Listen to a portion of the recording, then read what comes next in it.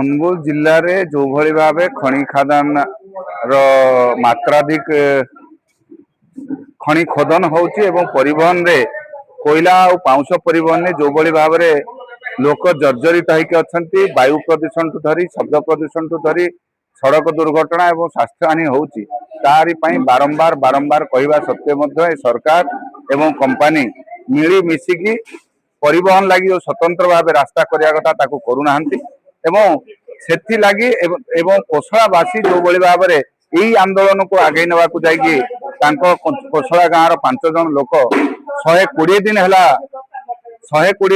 Jail ଭିତରେ ଅଛନ୍ତି। ତାଙ୍କୁ ମିଛ ମକଦ୍ଦମା ତାଙ୍କ ନାଁରେ ଦେଇ ଯୋଉ ଭଳିଆ ତାଙ୍କୁ ଆରେଷ୍ଟ କରିଛନ୍ତି, ତାର ପ୍ରତିବାଦରେ ଆମେ ଜିଲ୍ଲାପାଳଙ୍କୁ ଜଣେଇଥିଲୁ ଯେ ୟାର ପ୍ରତିକାର 7 ଦିନ ଭିତରେ କରନ୍ତୁ, ନଚେତ ଆମେ ଆସନ୍ତା 12 ତାରିଖ ଦିନ ଅନୁଗୁଳ ବନ୍ଦ ଡାକରା ଦେବୁ। ଅନୁଗୁଳ ବନ୍ଦ ଡାକରା ଏଥିଲାଗି ଦେବୁ କି ଆମ ଅନୁଗୁଳର ପରିବେଶକୁ ବଞ୍ଚିବା ପାଇଁ, ଆମ କୋଶଳା ଭାଇମାନଙ୍କୁ ସୁରକ୍ଷା ଆମେ ବି ଚାହୁଁଛୁ, ଯୋଉମାନଙ୍କୁ ଆପଣମାନେ ମିଛ କେସରେ ଫସେଇଛନ୍ତି। ତେଣୁ ଏ ଅନୁଗୁଳ ବନ୍ଦକୁ ସଫଳ କରିବା ପାଇଁ ଆପଣଙ୍କ ଜରିଆରେ ଅନୁଗୁଳବାସୀଙ୍କୁ ମୁଁ ନିବେଦନ କରୁଛି କି ଅନୁଗୁଳକୁ ସଫଳ କରାନ୍ତୁ ଏବଂ ଅନୁଗୁଳକୁ ପରିବେଶକୁ ସୁରକ୍ଷା ଦିଅନ୍ତୁ। ଧନ୍ୟବାଦ।